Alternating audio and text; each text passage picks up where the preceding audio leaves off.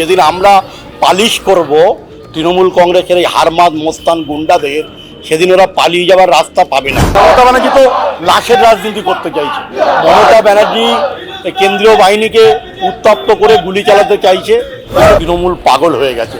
কালের দেওয়ালে লিখন তৈরি হয়ে গেছে, মমতা আর আসছে না, মমতা ব্যানার্জি আর আসবে না, মমতা ব্যানার্জি রিজেক্ট। আইনমন্ত্রীর সামনে তৃণমূল ইট ছুড়বে না, বোম ফেলবে না, রিভলভার নিয়ে মিছিল করবে না, এটা হতে পারে? বাংলার মানুষ সিদ্ধান্ত নিয়ে ফেলেছে, রাজারহাট নিউ টাউনের মানুষও সিদ্ধান্ত নিয়েছে। গুন্ডা মোস্তানদের ভয় পাচ্ছে না। এরা ভয়কে উপেক্ষা করে যেভাবে আজকের আমাদের মিটিংয়ে উপস্থিত হয়েছিল, তৃণমূল এবং তার পোষা গুন্ডা তাপস চ্যাটার্জির পোষা গুন্ডা ডাম্পিরা ভয় পেয়েছে। ভয় পেয়ে ওরা ইট ছুটছে, পাটকেল ছিটছে।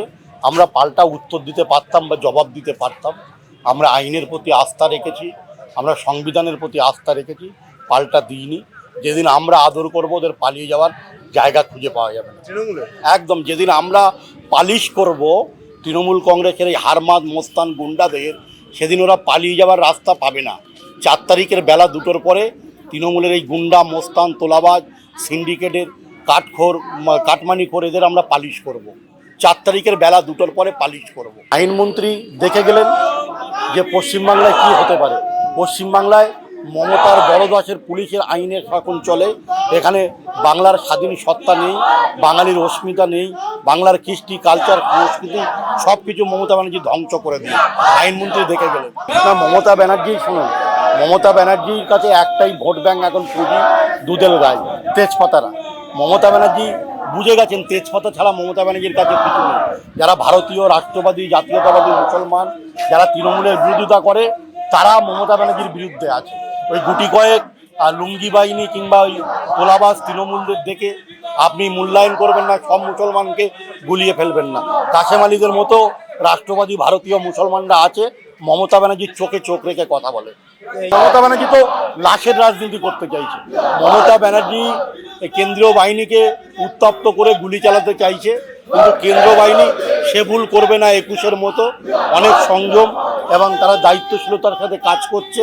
লাশ নয়, রক্ত নয়, সাধারণ মানুষের ন্যায় এবং নির্বাচন আইন প্রতিষ্ঠিত হোক। কেন্দ্র বাহিনীকে উত্তপ্ত করে একটা গুলি চালাতে চাইছে মমতা ব্যানার্জি, সেটা সুযোগ হয়ে যায়। কিন্তু কেন্দ্রীয় বাহিনী এত বোকার লোক নয়, মানে বোকাশোকা নয়। যারা দেশ চালায়, যারা দেশকে নিরাপত্তা দেয়, যারা আমাদের সুরক্ষায় রাখে, তাদের প্রতি মানুষের আস্থা বিশ্বাস আছে।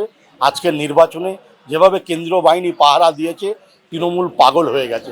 কালের দেওয়ালে লিখন তৈরি হয়ে গেছে, মমতা আর আসছে না, মমতা ব্যানার্জি আর আসবে না, মমতা ব্যানার্জি রিজেক্ট। আগে মমতা ব্যানার্জি ফ্যাক্টর ছিল, এখন মমতা ব্যানার্জি হ্যান্ড ট্যাক্টর হয়ে গেছে। ডান্ডা তো হালকা করে আদর করেছে, বেশি আবার ডান্ডা ঠান্ডা মারলে মমতা ব্যানার্জি ভয় পেয়ে যাবেন না। নির্বাচনটা হোক, আমরা মমতা ব্যানার্জিকে কোথাও যেতে দেবো না। আমরা হৃদ মাজারে রেখে দেবো, দিদি তোমায় ছেড়ে দেবো না। 4 তারিখের পরে বিজেপির সরকার, পদ্মফুলের সরকার, নরেন্দ্র মোদীর সরকার, অমিত শাহের সরকার, বিজেপির সরকার, আপনাকে দেখে যেতে হবে। হৃদ মাজারে তাদের রাখার প্রয়োজন নেই। আমরা দিদিমণিকে কোথাও যেতে দেবো না। দিদিমণি দেখে যান, দিদিমণি দেখবেন, লুচির মতো ফুলবেন। বিজেপি আসছে, বিজেপি আসবে। কালের দেওয়ালে লিখনও তৈরি হয়ে গেছে। 2026-এ শ্মশানের দেওয়ালেও লিখন তৈরি হয়ে গেছে, মমতা ব্যানার্জি আসছে।